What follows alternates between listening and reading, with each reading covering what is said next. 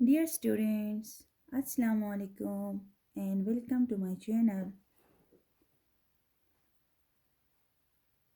Dear students, आज की class में हम मैट्रिसेस के डिफरेंट टाइप्स को डिस्कस कर लेंगे। इस वीडियो के लास्ट तक आप लोग डिफाइन और आइडेंटिफाई कर सकेंगे कि रो मैट्रिक क्या होती है, कॉलम मैट्रिक क्या होती है, square matrix, rectangular matrix, null matrix, diagonal matrix, identity matrix and scalar matrix को आप इजीली डिफाइन और आइडेंटिफाई कर सकेंगे। सबसे पहले हम रो मैट्रिक को डिफाइन कर लेंगे। रो मैट्रिक का मतलब होता है वो मैट्रिक जिसके अंदर एक ही रो हो। अब इस मैट्रिक में हम देखते हैं तो इसमें एक ही रो है, इसलिए हम इसको क्या कहेंगे, रो मैट्रिक कहेंगे। डी में देखें हम, डी में अगेन यहाँ पे देखें तो आपके पास एक ही रो है, इसलिए इसमें भी क्या होगा, रो मैट्रिक ही होगा, ये भी रो मैट्रिक होगा। अगर आपको एक मैट्रिक दिया है जिसमें एक ही रो है तो उसे हम क्या कहेंगे, रो मैट्रिक कहेंगे। वो मैट्रिक जिसमें एक ही रो होती है। उसके बाद हम करेंगे कॉलम मैट्रिक। कॉलम मैट्रिक में भी वही होगा जिस तरह रो मैट्रिक में रोज चेक करते थे, उसी तरह कॉलम मैट्रिक में हम कॉलम्स को चेक करेंगे। अगर आपके पास एक ऐसी मैट्रिक है जिसके अंदर एक ही कॉलम है तो हम उसे क्या कहेंगे, कॉलम मैट्रिक कहेंगे। इसी तरह बी में देखें, बी में भी एक ही कॉलम है, इसलिए हम इसको क्या कहेंगे, कॉलम मैट्रिक्स कहेंगे। उसके बाद है स्क्वायर मैट्रिक्स। स्क्वायर मैट्रिक्स में आपने क्या करना है, आपने नंबर ऑफ रोज है नंबर ऑफ कॉलम्स को देखना है। अगर नंबर ऑफ रोज है नंबर ऑफ कॉलम्स जो हैं वो सेम है तो हम उसको स्क्वायर मैट्रिक कहेंगे। अगर वो डिफरेंट है तो हम उसको रेक्टेंगुलर मैट्रिक कहेंगे। स्क्वायर मैट्रिक्स के लिए number of rose and number of columns का सेम होना लाजमी है। इसमें देखें, आर में देखते हैं तो इसमें 2 रोज हैं और 2 कॉलम्स हैं, इसलिए ये क्या होगी, स्क्वायर मैट्रिक होगी। टी में हम देखते हैं तो इसमें एक ही रो है और एक ही कॉलम है, ये भी क्या होगी, स्क्वायर मैट्रिक होगी। इसी तरह हम पी में देखते हैं तो पी में क्या है, एक ही रो और एक ही इसमें कॉलम है, तो इसमें भी हम इसको भी स्क्वायर मैट्रिक कह सकते हैं। अब रेक्टेंगुलर मैट्रिक में हम आते हैं तो रेक्टेंगुलर में मैंने ये बोला था कि वो मैट्रिक होती है जिसमें नंबर ऑफ रोज और नंबर ऑफ कॉलम्स डिफरेंट होते हैं। तो इसमें हम देखते हैं तो इसमें नंबर ऑफ रोज और नंबर ऑफ कॉलम्स क्या हैं, डिफरेंट हैं, इसलिए एस क्या है, रेक्टेंगुलर है। क्यू में हम देखते हैं, इसमें देखो तो इसमें 3 रोज हैं और 2 कॉलम्स हैं, तो मीन्स रोज एंड कॉलम्स क्या हैं, डिफरेंट है, यानी कि मुख्तलिफ है, इसलिए हम इसे क्या कहेंगे, रेक्टेंगुलर मैट्रिक्स कहेंगे। नल मैट्रिक में आते हैं तो नल मैट्रिक में हमने चेक ये करना है कि मैट्रिक के जो एंट्रीज हैं वो सारे जीरोस हैं या नहीं हैं। अगर सारे जीरोस हैं तो हम उसको नल कहेंगे, अगर ज़ीरो नहीं है तो हम उसके नल नहीं कहेंगे। तो नल मैट्रिक्स के लिए आपने ये देखना है कि मैट्रिक्स के एंट्रीज जो हैं वो सारे ज़ीरो हैं या नहीं हैं। अगर एक भी ज़ीरो नहीं है तो वो नल मैट्रिक नहीं होगी। उसके बाद डायगोनल मैट्रिक्स। डायगोनल मैट्रिक्स में हमने क्या करना है, जो मैट्रिक हमें दिया हुआ है उसके कॉर्नर से देखेंगे, कॉर्नर से कॉर्नर तक हम डायगोनल कहते हैं। यहाँ देखो 5 3 6 आपके पास एक डायगोनल है, ठीक है। अगर डायगोनल में एलिमेंट्स हैं ऊपर और नीचे क्या हैं, जीरोस हैं, तो हम उसको कहेंगे डायगोनल मैट्रिक। फिर क्या होगा, सी में हम आते हैं, सी में देखते हैं तो क्या है, ये आपको अगेन ये डायगोनल मैट्रिक है। हम डी पे आते हैं, क्योंकि डायगोनल में आपके पास 1 है एंड 0 है, ठीक है। डी भी आपके पास डायगोनल है क्योंकि इसके डायगोनल में elements up and down zeros हैं। उसके बाद हम आइडेंटिटी मैट्रिक्स में आते हैं, तो आइडेंटिटी मैट्रिक्स और स्केलर मैट्रिक्स डायगोनल ही होते हैं, लेकिन इसमें कुछ प्रॉपर्टीज होती हैं। वो प्रॉपर्टीज ये हैं कि आइडेंटिटी मैट्रिक्स में क्या होगा, आपके पास एक डायगोनल मैट्रिक्स ही होगी। अगर उस डायगोनल मैट्रिक्स के डायगोनल में 1 1 आ जाए तो हम उसको क्या कहते हैं, आइडेंटिटी कहते हैं। इसी तरह डी में देखो तो इसके डायगोनल में क्या है, 1 1 है, तो इसलिए हम इसको क्या कहेंगे, डायगोनल मैट्रिक कहेंगे, ठीक है बच्चों। उसके बाद हम क्या करना है, हमने करना है स्केलर मैट्रिक्स को डिफाइन करना है। स्केलर का मतलब ये होता है कि ये भी स्केलर मैट्रिक भी क्या होती है, डायगोनल मैट्रिक ही होती है, लेकिन इसके डायगोनल में कोई स्केलर नंबर होता है, कोई नंबर होगा जो सेम होगा, ठीक है। अगर डायगोनल में सेम कोई नंबर है तो हम उसको क्या कहेंगे, डायगोनल मैट्रिक्स। इसमें जैसे कि 2 2 है, फिर -3 -3 -3 है, 4 हो सकता है, 5 5 हो सकता है, 6 6 हो सकता है। ठीक है बच्चों।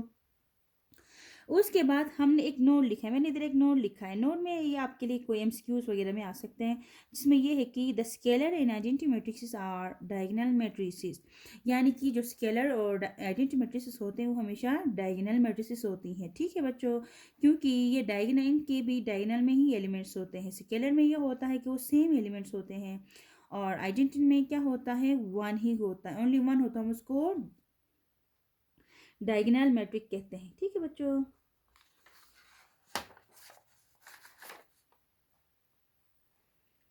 उसके बाद सेकंड हम देखते हैं, तो सेकंड में क्या है, every diagonal matrix is not scalar और आइडेंटिटी मैट्रिक। लाजमी नहीं है कि हर डायगोनल जो मैट्रिक है वो क्या हो, स्केलर हो,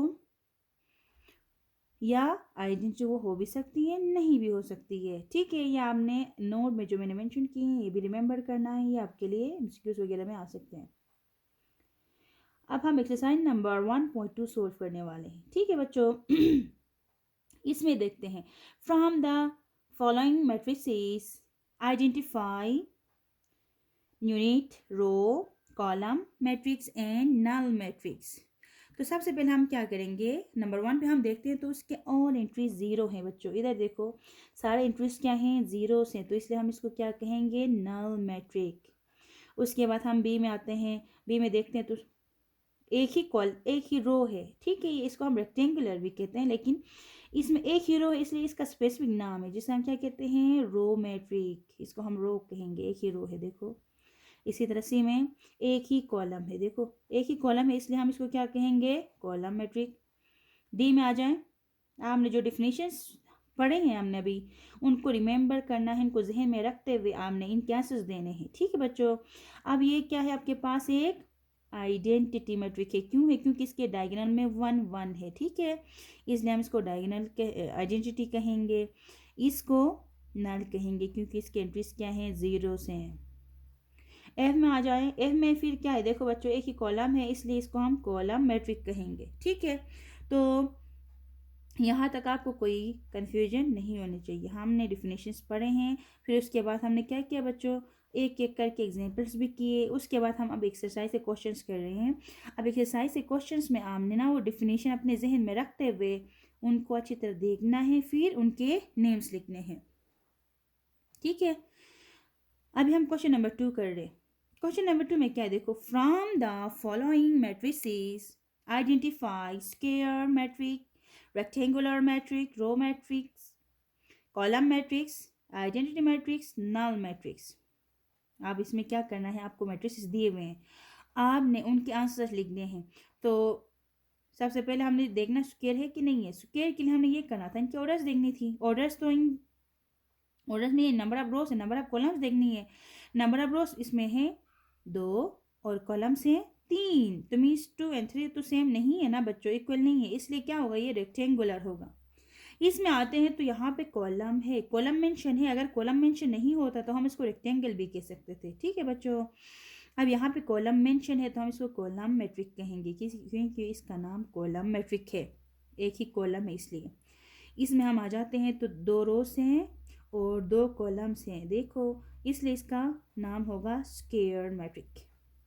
इसमें आ जाते हैं फोर्थ में, इसके डायगोनल में 1 है, आइडेंटिटी होगा। फिर ये रेक्टेंगुलर, ये होगा रो, और ये होगा आपके पास देखो तो आइडेंटिटी मैट्रिक हम इसको कह सकते हैं। ठीक है, इसको क्या कहेंगे, स्क्वायर मैट्रिक कहेंगे, बिल्कुल। इसको हम कहेंगे ऑल एंट्रीज आर जीरोस, सो ये कौन सा मैट्रिक होगा, नल मैट्रिक होगा। ठीक है बच्चों, अभी हम नेक्स्ट क्वेश्चन करने वाले हैं, question number 3। From the following matrices identify diagonal, scalar and unit matrices. अब हमने ये देखना है कि इसमें से कौन सा डायगोनल है, कौन सा स्केलर है, कौन सा यूनिट है। अब आपको पता है कि स्केलर और यूनिट मैट्रिक्स हमेशा क्या होते हैं, डायगोनल ही होते हैं। लेकिन उसमें एक चीज़ हमने देखनी वो ये है कि स्केलर के लिए इसके डायगोनल में 1 के अलावा कोई नंबर होगा जो कि सेम होंगे, और यूनिट के लिए डायगोनल में 1 1 हो। अगर वो दोनों नहीं है तो मीन्स उसको हम डायगोनल कहेंगे, ठीक है। तो सबसे पहले हम इसको लिखेंगे, 4 है, ठीक है बच्चों। अब 4 है तो हम इसको कौन सी मैट्रिक कहेंगे? स्केलर कहेंगे। इसको हम लिखेंगे स्केलर, ठीक है बच्चों। ये हो गया स्केलर मैट्रिक। अब इधर देखो तो ये तो डिफरेंट है, 1 1 भी नहीं है और 1 लाइन के लिए कोई स्केलर भी नहीं है, इसलिए हम इसको क्या कहेंगे? स्केलर का मतलब कोई एक सेम नंबर होना चाहिए, ठीक है बच्चों। तो ये इसको हम कहेंगे डायगोनल, ठीक है। ये हो गया डायगोनल। सी में आते हैं तो यहाँ पे डायगोनल में 1 1 है, तो डायगोनल मैट्रिक तो ये है, लेकिन इसको हम क्या कहते हैं? यूनिट। यूनिट 3 0 से, तो हम इसको क्या कहेंगे? डायगोनल, ठीक है बच्चों। इसके बाद आप आ जाएं 5 में। ई 5 - 3 मीन्स 2, 1 + 1 मीन्स 2, तो मीन्स 2 2 इधर आ रहा है, इधर भी 2, इसको सिंप्लीफाई करना पड़ेगा, 2 इधर है 2 इधर है, तो मीन्स ये कोई स्केलर है, तो हम उसको क्या कहेंगे? स्केलर मैट्रिक्स, ठीक है बच्चों। आपको समझ में आया होगा। हमने डिफिनेशंस पढ़े, उनको बस जहन में आपने रखना है, फिर जहन में रखते हुए ये क्वेश्चन आपने आइडेंटिफाई करने हैं, ठीक है बच्चों। उसके बाद हम आ रहे हैं find the negative of matrices. Matrices A B C D and E when. अब मैट्रिसेस का नेगेटिव कैसे फाइंड करते हैं? नेगेटिव मीन्स आपने क्या करना है, आपके पास जो भी मैट्रिक होगी उसकी साइन चेंज करनी है। आप ना हर उस एलिमेंट की साइन चेंज करनी है, जो प्लस में है उसको माइनस में लिखना है, और जो माइनस में है उसको आपने प्लस में लिखना है, बस ये हो गया नेगेटिव। अब हम देखेंगे इस ए में, देखते हैं तो इसका नेगेटिव हम कैसे फाइंड करेंगे? Negative A is equal to, मैंने ये बोला कि आपने जस्ट उनकी साइन चेंज करनी है, तो ये प्लस में है तो -1 होना चाहिए। यहाँ पे 0 0 के तो कोई साइन नहीं होती है, या प्लस लिखें माइनस लिखें ये न्यूट्रल होता है, तो ये 0 0 ही रहेगा और 1 होगा माइनस के साथ, ठीक है बच्चों। आपने क्या करना है? उनकी साइन चेंज करनी है, अगर माइनस में है तो प्लस करना है, प्लस में है तो माइनस करना है। 0 है, यहाँ पे देखो ये 1 प्लस में था, मैंने इधर माइनस कर दिया, नेगेटिव लिख दिया। इसके साथ 0 के साथ कोई साइन नहीं होती है, क्योंकि 0 न्यूट्रल होता है, हम इसको बस न्यूट्रल ही लिखते हैं, ना प्लस ना माइनस, कुछ नहीं लिखते। 1 के साथ नेगेटिव होगा तो होगी, इससे हम कहते हैं नेगेटिव ऑफ अ मैट्रिक।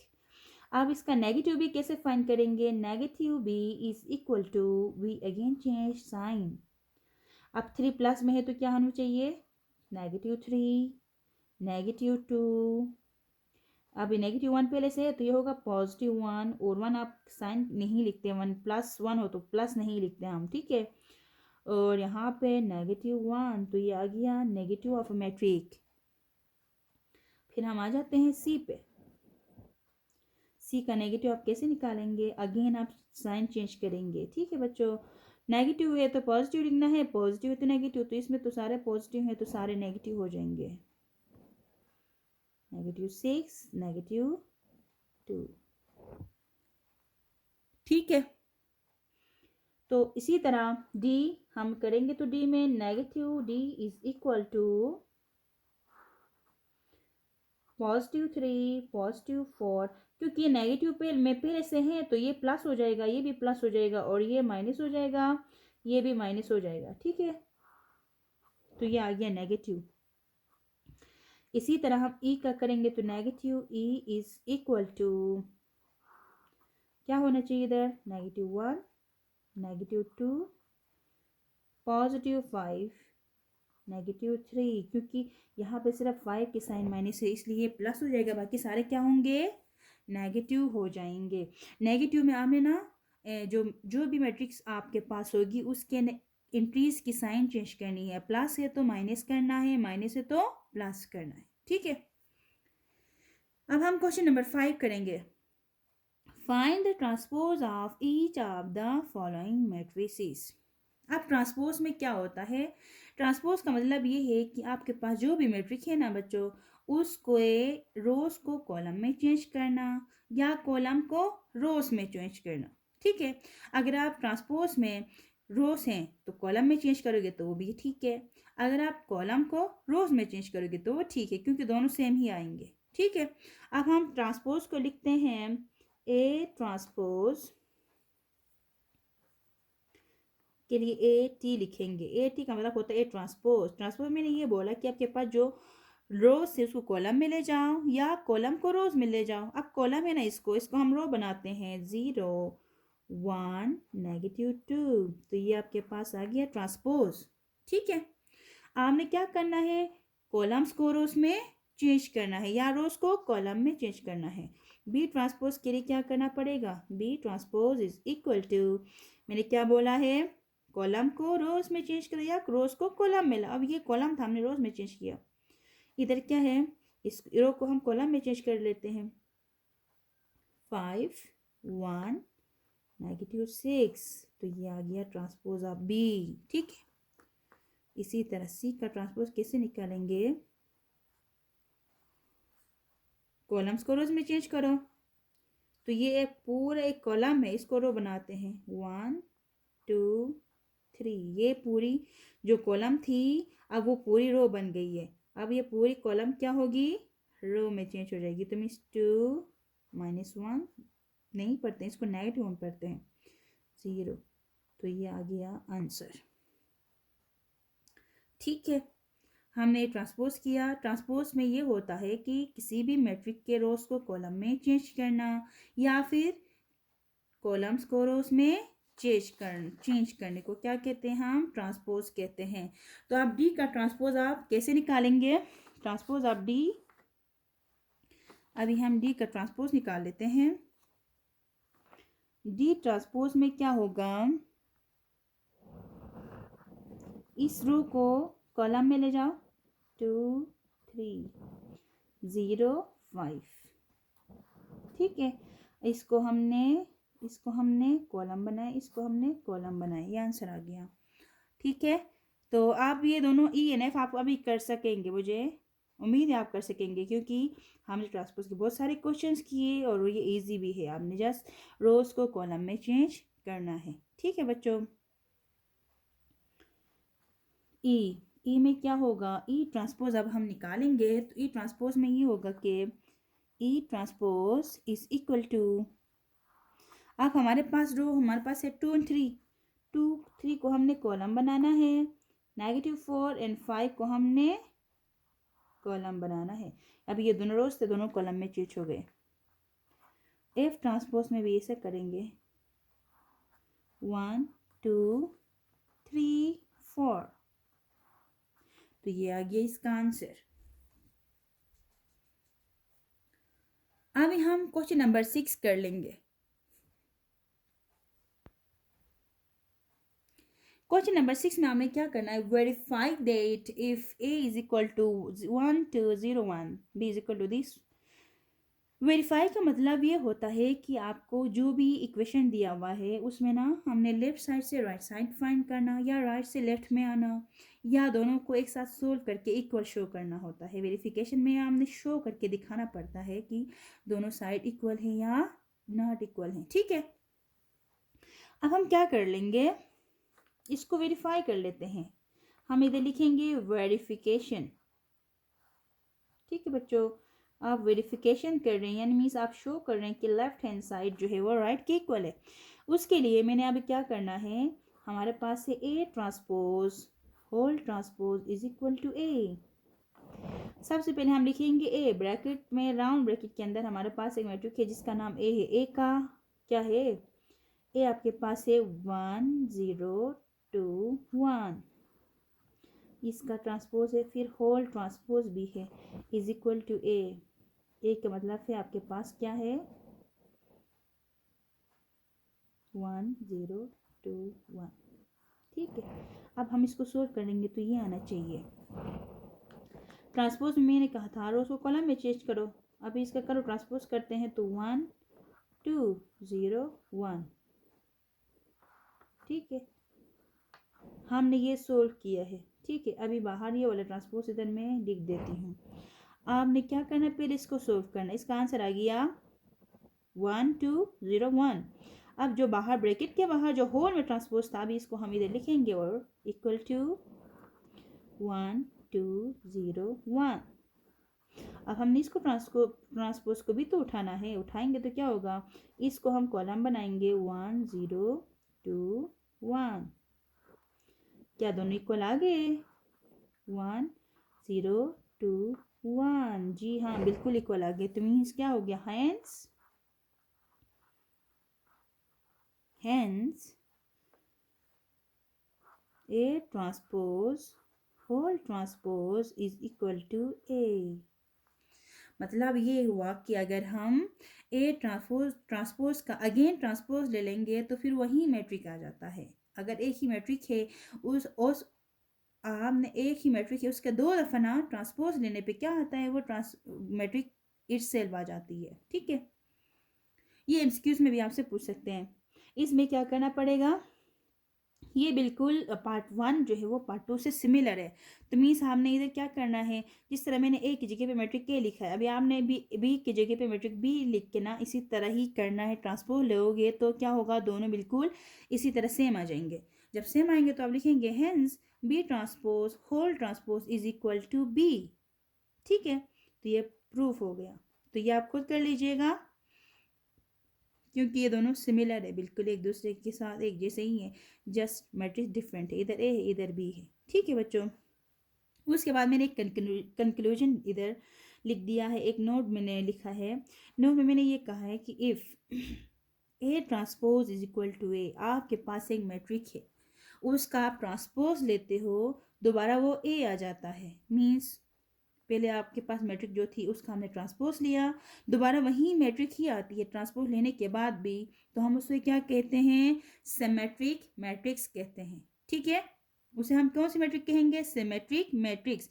आपने ट्रांसपोज लिया, ट्रांसपोज लेने के बाद दोबारा वही मैट्रिक आता है इसी तरह एज इट इज, तो हम उसको कहेंगे सिमेट्रिक मैट्रिक। उसके बाद अगर आपने ट्रांसपोज ले लिया है लेकिन वो नेगेटिव साइन के साथ ए आ रहा है, मीन्स नेगेटिव आ रहा है उसी का, पहले ए था अब नेगेटिव ए आ रहा है, तो उसका मतलब हुआ कि वो क्या हो गई, skew symmetric. Skew symmetric matrix के लिए ना ट्रांसपोज लेने के बाद नेगेटिव में वही मैट्रिक होनी चाहिए, सिमेट्रिक के लिए मैट्रिक का ट्रांसपोज लेंगे तो वहीं आ जाने चाहिए, बिल्कुल इसी तरह ही आएगी तो वो सिमेट्रिक है। नेगेटिव के साथ आएगी तो वो स्क्यू सिमेट्रिक मैट्रिक होगी। ठीक है, थर्ड में मैंने ये लिखा है कि नेगेटिव आप किसी भी मैट्रिक का नेगेटिव निकालेंगे तो उसमें क्या करना है, आपने जस्ट साइन चेंज करने हैं, उसके तमाम एंट्रीज के, जो भी मैट्रिक होगी उसके तमाम एंट्रीज के साइन चेंज करने हैं। अगर प्लस है तो माइनस करना है, माइनस है तो प्लस करना है, तो फिर उसका क्या होगा, नेगेटिव आ जाएगा। तो मुझे उम्मीद है बच्चों आपको आज का ये लेसन समझ में आया होगा। अगर आपको कोई क्वेश्चन है तो आप कमेंट्स में लिख सकते हैं। ओके, अल्लाह हाफिज़। नेक्स्ट क्लास में हम फिर नेक्स्ट वीडियो में हम 1.3 करेंगे। ठीक है बच्चों, ओके, अल्लाह हाफिज़।